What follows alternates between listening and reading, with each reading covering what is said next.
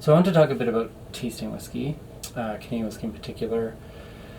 There's lots and lots of good material out there on tasting whiskey. I don't have anything super unique to present.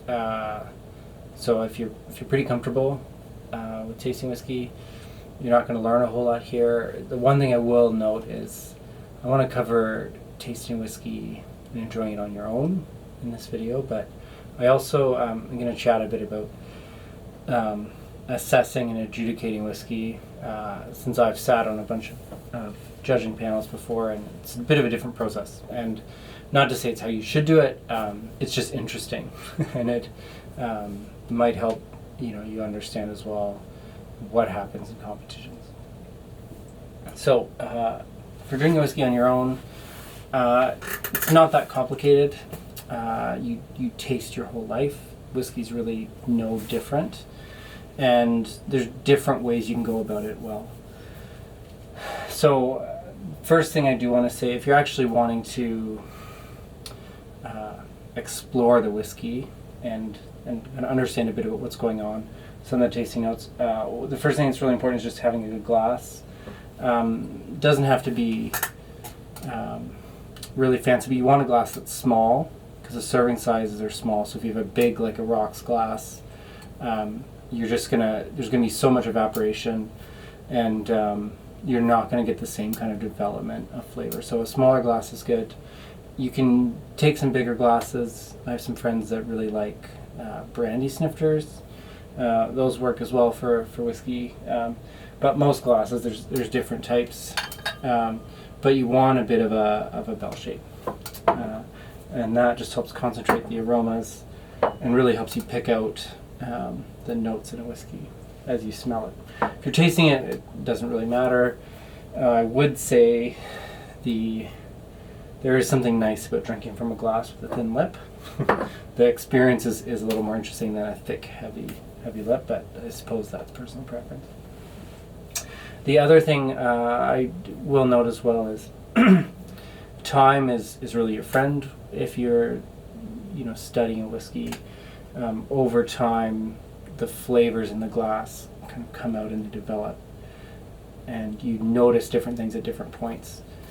So for instance, I often find vanilla comes out a bit later as you taste whiskey, but it really depends. The best whiskeys you can leave for half an hour and come back to them, and you get so much more. You get quite a bit of change, and they really do evolve over time, sometimes over the course of hours.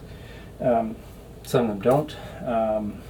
Sometimes the nose actually improves with time, sometimes it doesn't. So that's the first thing with kind of time. The other thing is temperature has an impact. The warmer the liquid is, the more of it will evaporate. So you get more and more vapors to actually smell if it's warmer. So that's why glasses where you can actually sort of cup the glass and warm the liquid will help you nose more. And at times when I've been assessing whiskey in really cold houses, I'll make sure to heat the glass up with my hand. I have even in the past, there was one stretch when I was in a really drafty house judging for some whiskey awards, and I actually had a tray of warming water because it was just so cold, and I just wasn't there just wasn't enough happening for me to be able to smell it, and just by raising it up to a normal room temperature made the job a lot easier. So that's the other thing. Beyond that, certainly if you're tasting whiskey for yourself, it's really about what you enjoy. I have found over the years that when I'm just tasting whiskey on my own, I do less and less tasting notes. So identifying specific flavors, I still can do that, and every now and then I just want to kind of dive deep and kind of think about the whole range of flavors in a whiskey.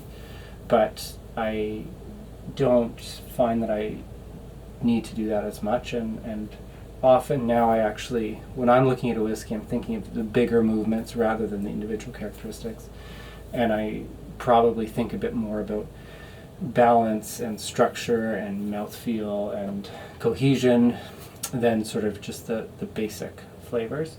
But really, your preference. The other thing I would like to say up front is it's not wine. So you don't taste whiskey the way you taste wine. You don't need a lot of whiskey. So it's however much you're drinking. When I judge competitions, often I work off a 1/4 of an ounce sample, as do many other judges.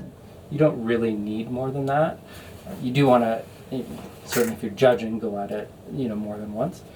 But just on your own, so you have whiskey in a glass. The first thing you want to do, I guess you could do it second if you want to do it after, but at some point you want to nose your whiskey. Nosing, all you're doing is smelling. In wine, you swirl the glass to kind of get the aromas up and out. With whiskey, you don't need to. There's so much alcohol in there, it just comes right up. You can swirl. If you swirl, you just get really concentrated, biting kind of aromas coming up. And you don't get the same kind of subtle, slow development as if you just let it sit. Sometimes if I find I'm not getting as much on the nose, I'll rotate the glass just to kind of, for a little bit, increase the surface area and get a bit more evaporation out. Or I'll leave the glass for a minute or two and come back to it. But with nosing, all you're doing is smelling and really evaluating it, how you like it. And your nose is far more sensitive than your palate, so in terms of discerning individual flavors and often faults, it can be a lot easier to do on the nose. There's different techniques you can do to kind of nose a bit differently, and there's a whole range of them. I like to nose with my mouth open. You can smell a lot more when the pathways are open like that. You can close your mouth at times as well, and you get a slightly different take on the whiskey, which is also interesting. So I do both as I nose. And you kind of want to, put your nose in wherever's comfortable. When I started, I was more comfortable further back. Now I often just stick my nose right in there. That's the first thing. And really what you're looking for is what flavors are there, how do they come together, how much depth is there, how much complexity, how much breadth. It's not that complicated. It's how you evaluate food that you like, right? If you think about what's the best food, how would I approach it from a taste perspective? Same thing with whiskey. So you nose it. Depending on your preference, you can add water. Water does release a bunch of flavors, and so if you add water, you can nose better. To an extent, you can identify more flavors, and it really kind of stretches out the nose. You can get those things nosing at full strength, but if you add water, it's a little more accessible. So no problem with adding water. With higher strength whiskeys that are above 45, 46, there can be quite a dramatic change between a whiskey, say, at 60% versus one at 40.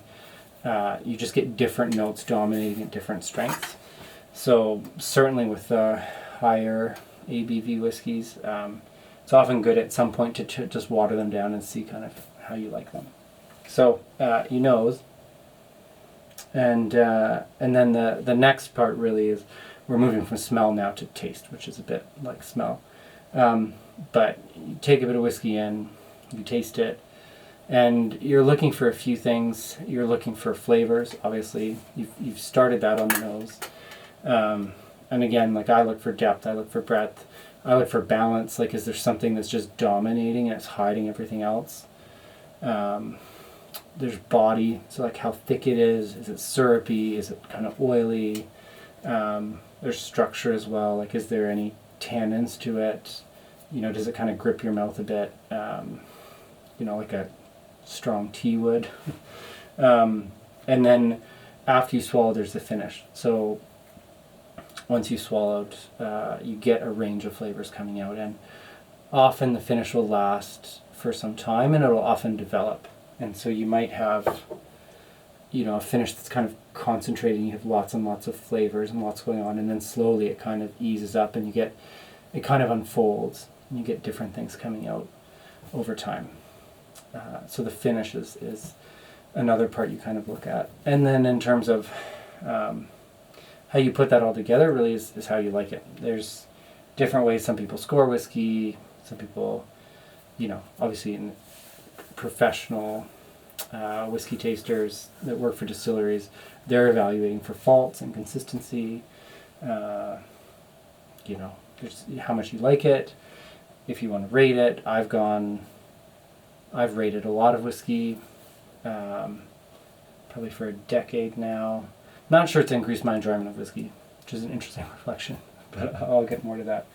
And the other thing is, if you really kind of want to explore and learn more, doing side-by-side tastings is quite informative. And so here I have two whiskeys, which I like. I have Crown Royal Limited Edition, which is a bit of an underrated Canadian whiskey in my opinion. Perhaps because it's light and subtle, but very complex, very well balanced, really interesting whiskey. And then Lot 40, which is big, bold, spicy, fruity whiskey. So when you taste them side by side, you just get to contrast the two.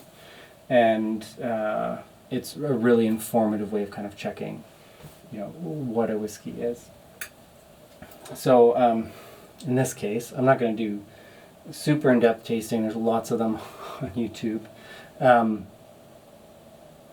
But I do love this limited edition. As you nose it, you get these really interesting, almost leathery notes. The portrayal of corn in it I find quite fascinating.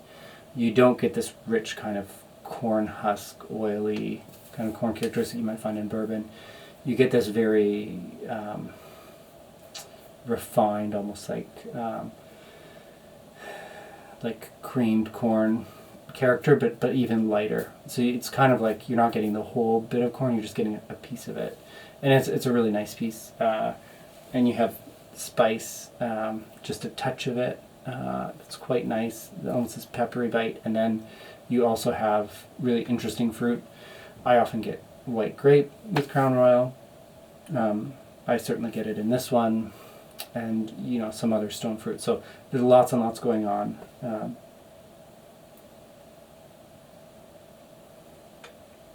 And when I taste as well, usually I'll have a bit to kind of just acclimatize my palate, and then I'll jump in again with a bit more of a ready to evaluate it a bit more.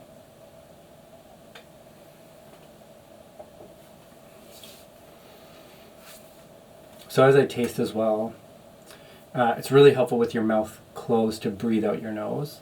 Sometimes if you have a lot of alcohol in your mouth, you have to be a little careful, but our olfactory senses really are built to smell through the pathway behind our nose, not through our nose. So dogs, for instance, completely designed to smell like up through their nose.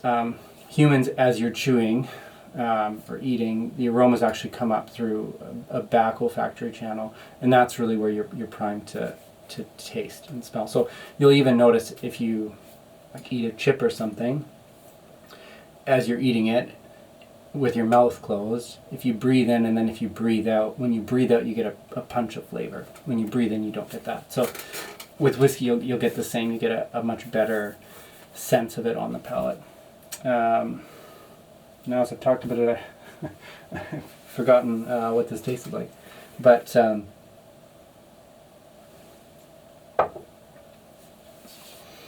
yeah, it's quite nice. It's a light whiskey. It doesn't have a really rich body, so it's a bit watery, I would say. You have a sweetness that actually balances well a bit of dry spice and just a touch of kind of tannin. And then you kind of have fruit in the middle. Very, very pleasant. On its own, there's just a lot of pleasant things going on. If you really dive in, there's a lot of kind of complex subtlety. If you were to just drink this fast, like take a big gulp, it would just taste a little sweet and spicy, and it's actually, you're not going to enjoy the whiskey that way. At least not in the same way as if you take small sips and actually kind of slow it down a bit, because as you slow it down, a lot of the subtle notes come out a bit, and then the finish is actually quite nice. I can still taste it quite clearly. The tannins dry your mouth out just a tiny bit, and then you just get this unfolding of first spice and then a bit of fruit, and then it kind of ends in oak, which identifiably is very similar to vanilla. And so now my mouth just tastes a bit like vanilla and a bit of spice. If I were to contrast that with lot number 40, completely different. So you smell this and immediately you have a lot of complexity, a lot of depth, but it's big. Like it's the flavor magnitude is just a lot higher. So while they're both very complex, this one's very light. This one has this like big immediate complexity, which really makes it stand out, and covers a lot of ground. You have these rich herbal notes, you have spicy notes, you have fruity notes. You have this nice kind of floral component as well, and then you have oak. So really nice, big, spicy, fruity. If you taste it,